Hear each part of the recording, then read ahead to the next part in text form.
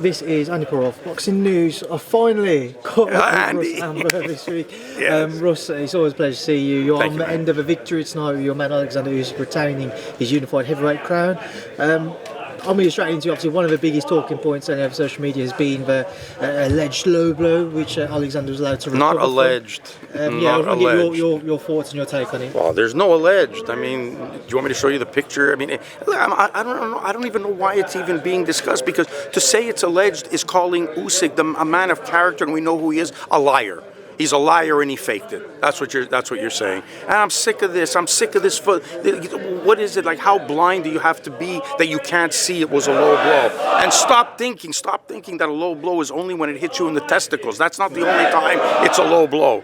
And so when you drive that cup into somebody's testicle, even if you don't hit them in the testicles, anything below the belly button is a low blow. Anything below the belly button is a low blow.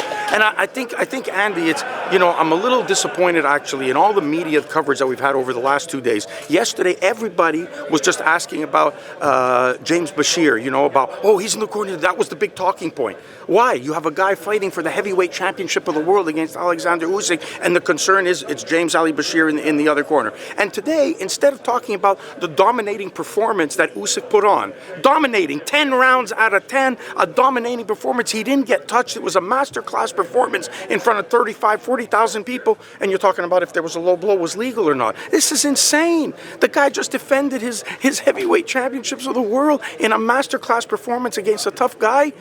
And was it a low blow? Did it change the fight? It didn't change the fight at all. It didn't change it. It bought him time, and maybe he would have got knocked out sooner. Russ, what was the feeling like in the corner at the time when Oleksandr was recovering from that? Was you confident he would still get back up? Well, we were confident he would still get back up, but it changed the pace of the fight, because now Usyk is breaking him down. He's making him work. He's working him. Well, now you got a 5-minute rest. It's bad enough. A minute rest can be enough to recover. He got a 5. The guy withering in pain is trying to recover in 5 minutes, while the other guy is just hanging around, just waiting. And if it was unintentional, why didn't Dubois say, I'm sorry, bro. I'm sorry, my fault, ref, low blow, my accident. He didn't. He walked back to that corner as if he said, yeah, there you go. You thought you were going to bully me? Okay, I hit you in the nuts. Nah. Up until that point, Russ, he seemed to be that Oleksandr he certainly settled into the fight, was looking quite comfortable in there, just to say the least. If that situation never occurred, how different do you feel the fight might have played out? Maybe he just works him a little bit more, makes him work a little more. I think it's fair to say, let's say that the fight stayed at the same pace. I think it's fair to say that the 5-minute recovery time, would have been shortened. Instead of maybe getting stopped in the 9th, instead of the 10th, he gets stopped in the 8th. I mean, it was 5 minutes, right? It's almost 2 rounds of boxing that he got off and was able to recover. So he came out strong, and you see right away he went right at Oleksandr as soon as the referee said box. So, my bone of contention was that the referee didn't call that an intentional low blow. And in any sport, when you commit a foul, even if it's unintentional, you're subject to a penalty. Even if you didn't mean to trip a guy or tackle a guy or hit a guy, you get a card, you get a penalty in hockey, whatever, even if it's unintentional. So even if you say it was unintentional, there has to be repercussions, because the guy suffering on the ground is suffering. Even if it's unintentional, you should have had points deducted. Going into this fight, one of the other things that was a talking point was, would age ever catch up with Oleksandr, simply because he hasn't been as active as what I think most would have liked. Of course, he's had his problems going on in his home country. Everybody's got sympathy towards him for that. But did you see any signs of a slowly aging Oleksandr Usyk? Did you, Andy? I don't think so. I don't think anybody saw it. I think his work rate was high, his punching power was on point, his speed was definitely on point, and you can't say his defense wasn't, fantastic. I mean, he was able to avoid everything that Dubois threw at him. He was able to pick it off. He stood in the pocket and caught shots. I don't think there's signs yet, bro.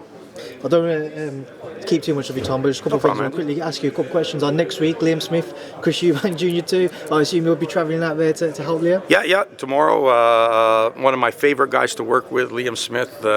We just gel so well together, and we have a great team in there with Joe McNally and Declan O'Rourke. It's just a whole great team in the corner, and it's fun. He responds to the instructions, and it's always an exciting night when Beefy fights. Going into this fight, a lot of people are kind of anticipating a similar outcome to what we saw in the first fight? I know you're obviously in the corner for Liam, so you'll be rooting for him to win, but do you anticipate anything different? Yeah, I do. I think that I genuinely think that the first time, Chris, I think genuinely believed that Liam wasn't going to be a threat, wasn't going to have the firepower.